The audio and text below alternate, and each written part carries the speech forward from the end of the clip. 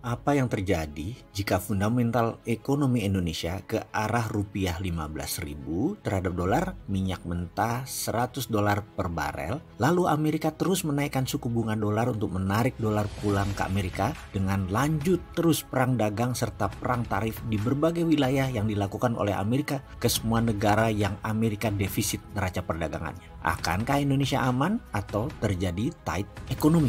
Uang jadi kering. Akankah perang tarif dan perang dagang malah membuat Amerika bermasalah atau malah membuat Cina negara jadi kuat? Dalam dua buku geopolitik berjudul To See Die Trap dan War by All Means, kita akan kupas naifnya bangsa Indonesia melihat permainan tingkat tinggi beberapa negara adik kuasa itu. Terlalu kasual, terlalu gampangin kesannya. Dalam buku War by Other Means, instrumen perang yang dipakai saat ini adalah ekonomi, bukan lagi kombatan ala Perang Dunia Kedua atau perang intelijen zaman Cold War ala James Bond. Kali ini instrumen perangnya adalah ekonomi. Hingga rincian terdalam, perang by other means ini terinci dalam perang dagang, perang cyber, perang legal atau legal warfare. Semua disusun dan terbangun rapi semisal perang Sipadan Ligitan yang diambil Malaysia dengan cara legal warfare strategi. Timur Timur diambil dengan economic warfare strategi. Rupiah diserang dari 3.000 ke 15.000. Selain Timor lepas, rezim 32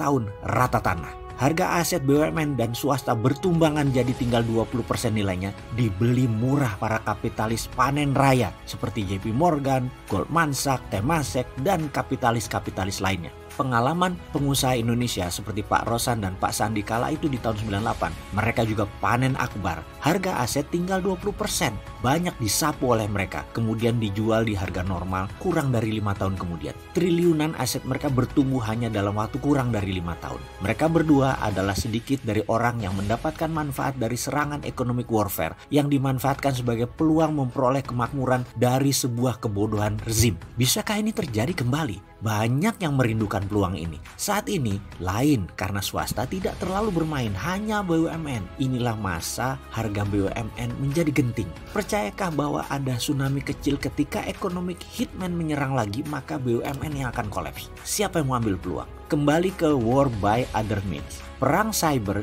jagonya Rusia. Rusia jago sekali perang hybrid dan menggunakan tool, salah satunya adalah cyber war. Demi memecah Eropa, Brexit Inggris diprovokasi melalui cyber dan mempengaruhi jajak pendapat penduduk Inggris. Sehingga Inggris keluar dari Uni Eropa. Eropa jadi lemah. Itu maunya Rusia. Cyber Rusia memenangkan Trump, di mana Rusia anti sekali dengan Hillary Clinton yang kalau jadi presiden bisa menyikat Rusia, dan lebih baik Trump yang jadi presiden. Trump disebut non-devil, iblis yang mereka kenal, ketimbang Hillary yang dikenal dengan istilah unknown devil, iblis yang tidak dikenal.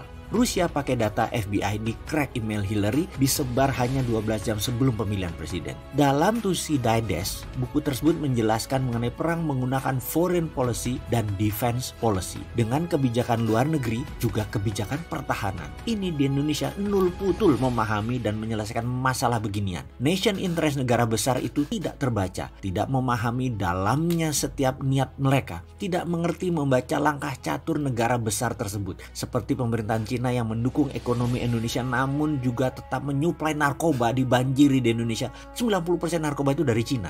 Amerika mendukung Indonesia menjadi tuan rumah IMF tapi belum tentu memberi dana hutangan untuk menutupi APBN. Kebijakan Indonesia melawan Thanos namun bergantung 70% produk ekspor Indonesia ke negara Thanos. Thanos itu negara Amerika dan sekutunya, Korsel, Jepang, Taiwan, dan Singapura. Lalu kita malah mendukung dan bermain sama negara penyedia impor Indonesia. Pengalaman berbisnis begini ya, kita harus memanjakan divisi sales dan marketing di dalam perusahaan dan memanjakan klien serta customer yang membeli produk kita, dan berusaha bergantung pada supplier luar atau impor. Ini kebijakan malah kebalik. Kita malah deketin supplier importir, main-main sama supplier importir, customer eksportir malah tidak diperhatikan. Pengalaman saya sih sebentar lagi perusahaan kayak gini ya kolaps, customernya atau pelanggannya ya pindah. Coba aja kalau nggak percaya.